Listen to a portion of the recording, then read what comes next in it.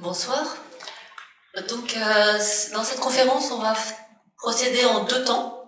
Le premier temps, ça va être est-ce que les neurosciences nous permettent de retrouver, ou pas, les principes fondamentaux du bouddhisme? Qu'est-ce que ça peut nous dire?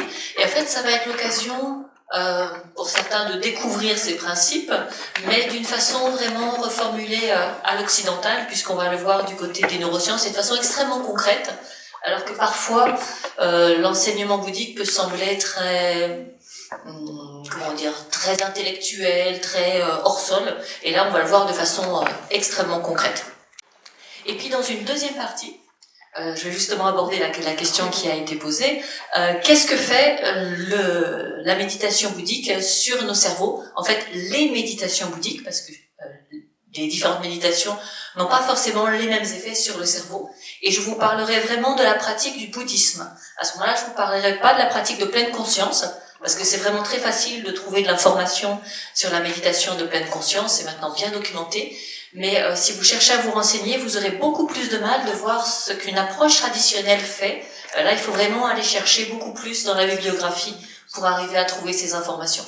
Donc comme c'est plus rare et plus difficile à trouver, je me suis concentrée là-dessus.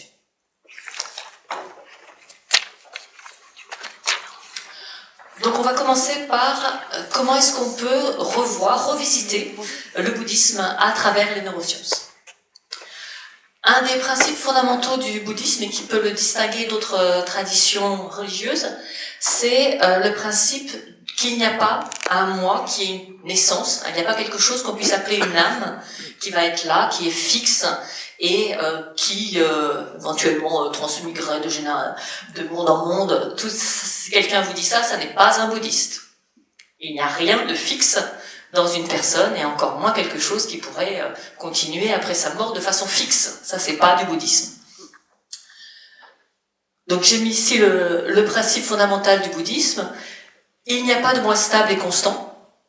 Ça ne veut pas dire qu'il n'y a pas quelque chose qu'on puisse appeler un moi, mais ça n'a pas d'essence, et ce n'est ni stable ni constant. Et donc, en fait, tout le bouddhisme a été formulé par rapport aux idées de l'époque et de la société dans laquelle le Bouddha Shakyamuni a évolué. Et donc, il a évolué dans une société qui était basée sur les Védas. Et dans les Védas, on disait justement qu'il y avait un moi parfaitement fixe, qu'on appelait Atman, et que c'était très important que les personnes fassent des offrandes toute leur vie, parce que cet Atman, il allait retrouver dans un autre monde, après sa mort, le résultat de toutes les offrandes qui avaient été faites pendant la vie de la personne. D'où l'idée de la réincarnation, qui existe dans cette société védique. C'est une idée de cette société védique. Et donc ça a été formulé par rapport à ça. Le bouddhisme s'oppose à cette vision en disant non, il n'y a pas de moi fixe. Pas maintenant et pas pour plus tard. Et donc ça, c'est quelque chose que l'on retrouve à travers les neurosciences.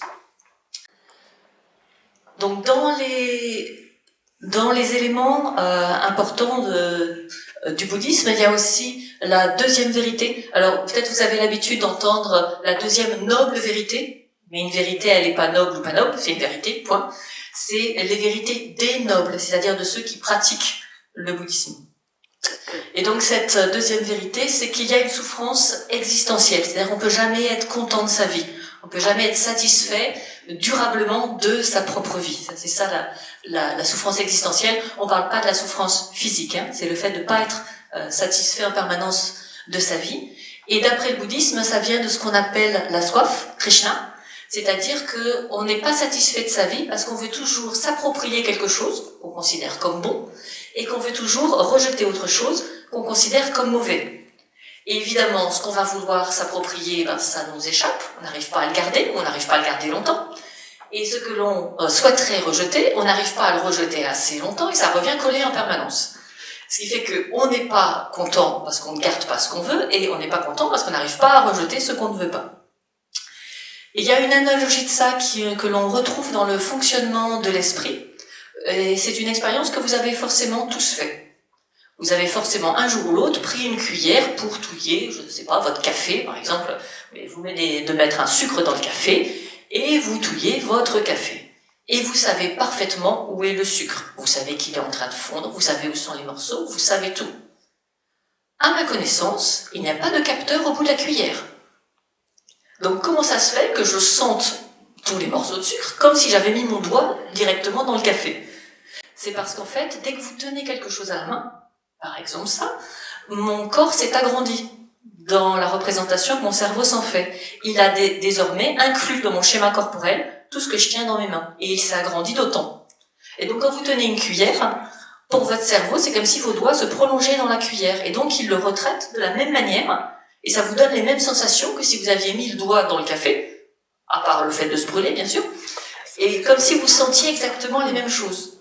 Donc dès qu'on touche quelque chose, notre schéma corporel inclut tout ce qu'on touche. Et donc du point de vue de notre représentation, ça devient moi. Puisque c'est le prolongement de mon corps, c'est moi. Ce que vous avez aussi peut-être vécu avec les voitures, quelqu'un qui monte dans sa voiture agrandit son espace corporel et sa voiture devient lui-même. Et si vous éraflez sa voiture, il réagit comme si vous lui avez mis une baffe.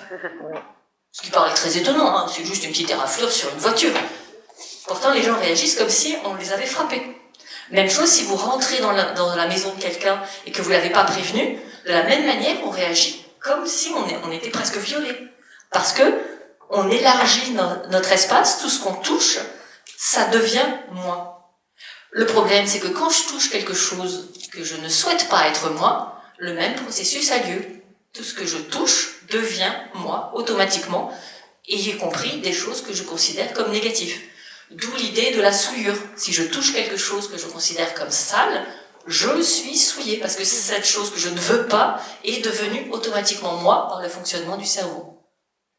Et inversement, ce que je ne touche pas ne peut pas être moi. C'est-à-dire à partir du moment où je pose ça, mon corps est revenu plus petit, ce n'est plus moi. Je suis à trop grande distance, je ne le touche pas, ça c'est l'autre, ça c'est moi.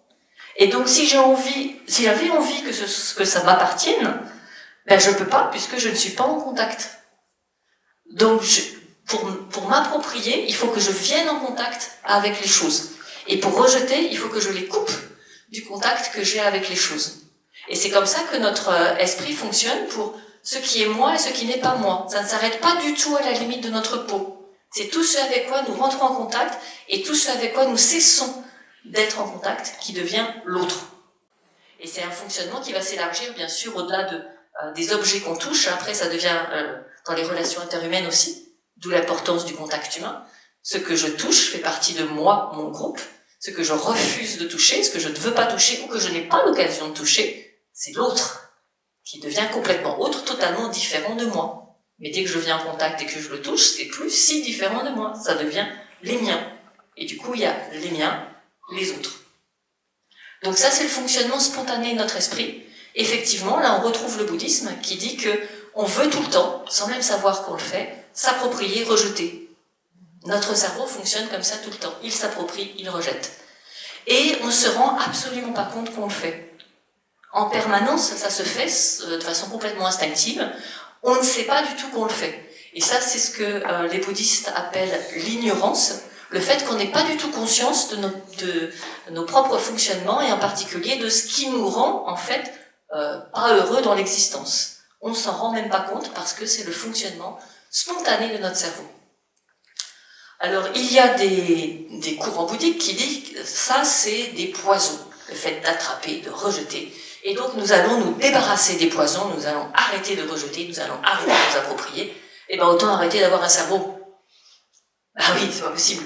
Vous allez toujours continuer à vous approprier. Mais si vous voyez, si on n'est pas dans l'ignorance qu'on est en train de s'accaparer quelque chose, ou qu'on n'est pas dans l'ignorance de voir qu'on rejette, ben, au moins on a conscience du processus et le processus a moins de poids.